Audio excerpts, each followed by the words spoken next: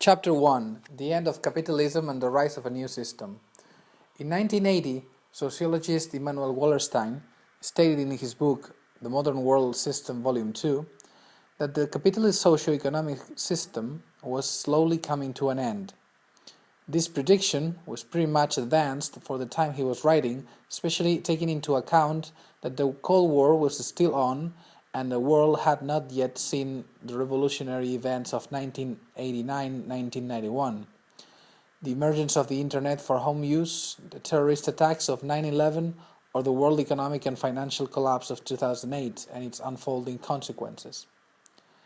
Back then, what Wallerstein envisioned was pure theoretical approaches to other contemporary events such as the Vietnam War or the 1968 social revolutions.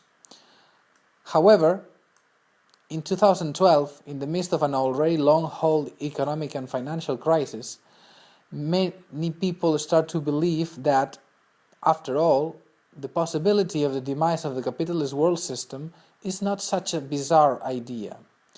Especially if we take a look out there, we would infer certain trends, such as the intervention of most developed nations to rescue banks and other financial agents with the excuse that they are too big to fail, and that the entire society would be compromised had they finally declared bankruptcy, and that we would see chaos and economic meltdown in the streets. But what governments were really concerned of when they rescued AIG, Fannie Mae or Freddie Mac was not so much regular citizens who had done nothing to cause that circumstance, but more the plutocracy or the 1% of citizens who had big stakes to be lost. These interventions led the United States and Europe to what I call the impoverishment of nations, instead of that well-known book by classical economist Adam Smith, The Wealth of Nations. This impoverishment has led nations, especially the most developed ones in economic terms, which are the most affected, to run out of economic and financial capabilities to maintain their current expenditures into the future, making their 99% of citizens poorer in regards of social, economic and cultural rights, supported by the welfare state. Contradictions and the end of capitalism. Karl Marx wrote in his masterwork Das Kapital, Kritik der politischen Ökonomie, that the internal contradictions of capitalism would bring about the right conditions for social change, and consequently the demise of the system would come through a revolutionary effort through a new conscious working class. In my view, and in the opinion of contemporary thinkers like Immanuel Wallerstein, Arrighi and others, capitalism as a socio-economic system will reach the end of its road powered not by social struggle alone, but also by the maturity of technological and socio-economic conditions. At the time Marx wrote his work in the 19th century, capitalism was far away from reaching its maturity. The system still was, in Wallerstein's words, in a determinist equilibrium that allowed for the continuation of accumulation of capital.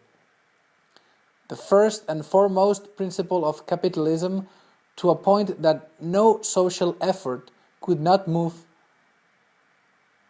the system from equilibrium. Thus, crisis remained within limits. After a period of technological, social and political changes, order was restored, incorporating the recent changes but remaining within the system's equilibrium, creating some kind of absorption effect. Examples of political challenges to the system can be found during the 20th century, such as the Russian Revolution of 1917, when a big social effort was pulled forward, although the results were way below expectations. However, When technological, social, and economic conditions force a big shift in the socioeconomic paradigm, that is, a shift in the way humankind sets new structures for new forms of economic production and reproduction, then the current system gets far away from equilibrium, causing steering difficulties for it to function properly. In the case of the capitalist system, the main principle of endless accumulation of capital becomes more difficult to be reached by those in the possession of capital. To many thinkers and commentators, that is happening now as the Euro-Atlantic centered capitalist system enters a structural crisis. Unlike other crises, the system has become open and sensitive to any political intervention coming from political different actors, including social interventions resulting in the modeling of a whole new system. Such actors, in order to impact the configuration of the new system, must move, understand, and use the means provided by the new technological shift, and the socio-economic and ideological structures that they create must respond to the dynamics and nature of the new socio-economic system. For instance, the flatness versus the hierarchical form of the structures, which will be given by the new correlation of power. The above-mentioned difficulties of capital unable to reproduce itself constitute the primary cause for capitalism as a system to extinguish. The reasons for that difficulty in the coming years are many, but they all have to do with increasing costs and ever lower margins. In a truly free and unregulated market, which exists only in theory, prices flow free and are automatically adjusted by the forces of demand and supply, or at least that's what we've been told when studying the classics. However, the truth is that there has always been some regulation in all markets. That regulation has been imposed either through taxation, applying money value taxes on top of market prices, or norms enacting a bill that regulates monopolies and trusts. On the other hand, there has always existed special markets, like that of labor, which have worked in more complex ways, taking into consideration the political will behind pricing for this type of markets. Furthermore, input markets have depended on geopolitical endeavors, on the capacity of a nation to get the necessary raw materials for commodity production. Finally, commodities depended pretty much on consumption, internal and external, in order to allow market forces to set prices. Several studies show that there has been an overall and steady increase in the costs to produce any given commodity, despite the parallel increase in efficiency for the last 500 years. Among the main causes are new nations entering the modern industrialized world in economic as well as in demographic terms, the rise of middle classes in most countries, even in developing ones, especially in the last decades, the impossibility of maintaining old colony-centered exploitation points. Exploitation in former colonies is no longer for free. The rise of the workers' bargaining power, and especially the rise of taxes from 1945 upon the creation of the welfare state. The ever-growing military expenditures of the Cold War, and lately the global engagement on the war on terror from 2001. Despite all these general features on the demise of profit versus increase of costs, I must agree that although being a general trend, it affects certain businesses more than others in today's world. Whereas small and medium domestically oriented businesses have more difficulties in reducing costs and increasing profits, Large and well-connected businesses with a clear international scope seem to have managed to at least temporarily reverse this trend. This has a straightforward explanation and lies in the ability of large corporations to escape most of tax burden from a given country either through tax avoidance or tax evasion.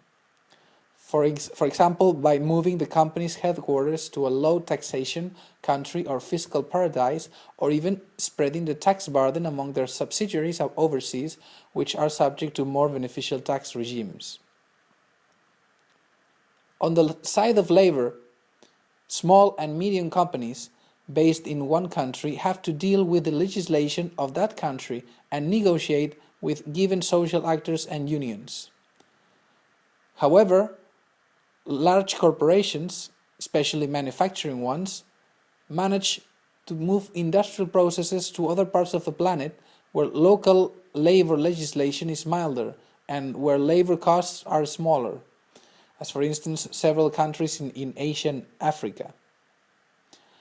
Furthermore, in certain cases of exploitative raw materials industries, such as certain fossil fuels like oil, gas, and coal, companies use their lobbying power to mobilize whole bureaucracies and armies to defend and secure their geostrategic and geopolitical interests. Such is the case of the United States and close allies in several episodes occurred since 1945, like the First and Second Gulf Wars.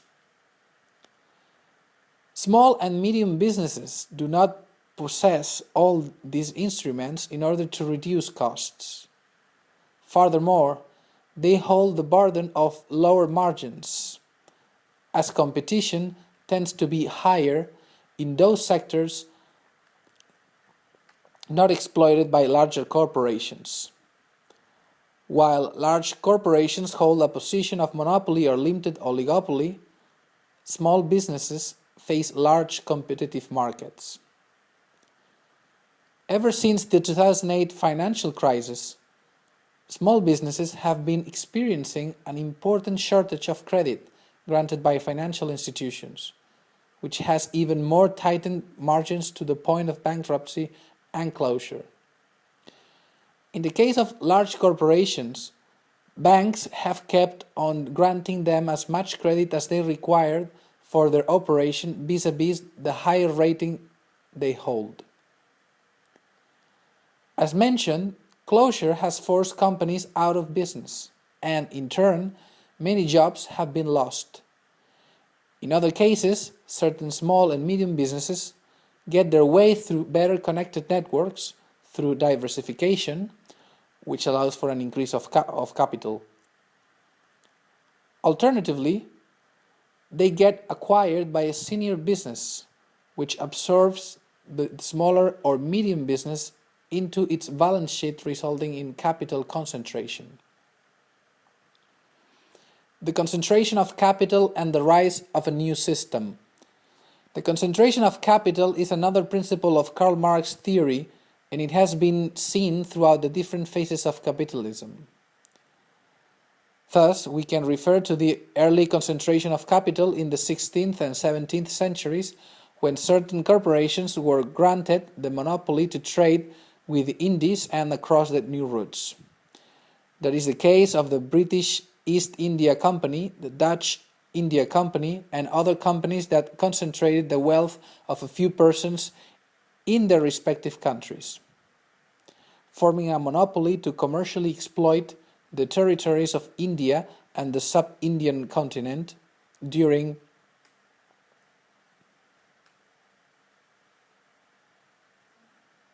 the mercantilist period.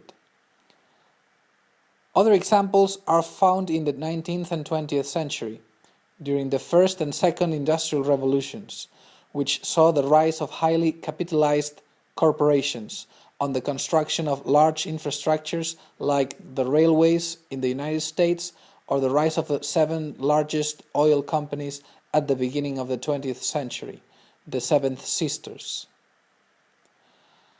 All these companies were especially large entities for the era they lived in and required high concentration and centralization of capital to operate.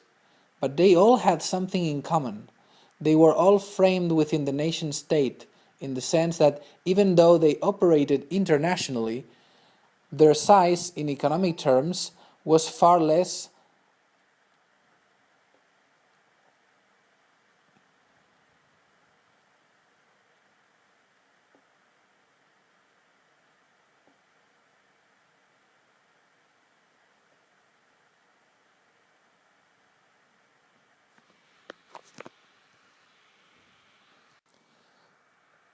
those of any existing nation at that time, and they were pretty much constrained by physical, normative, and financial limits to one state's sovereignty. That primarily affected the way these companies organized themselves, so to say, following a vertical and pyramidal structure with a clearly laid center in one given state. They were governed by antitrust regulation in the United States and elsewhere in order to prevent any further concentration of capital and the creation of monopolies or oligopolies.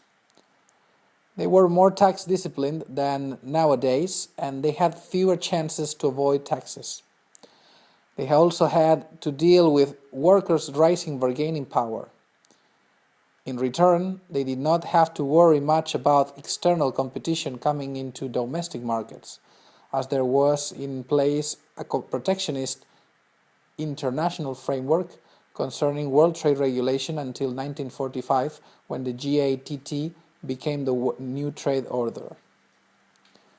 Today, as mentioned above, the gradual evolution of the GATT into the WTO, along with the abrupt geopolitical changes of the late 1980s, the fall of the Berlin Wall and the disintegration of the Soviet Union, has caused the rise of a truly globalized liberal economic order, which has followed for national companies to evolve into transnational corporations with very distinct features that I will mention soon.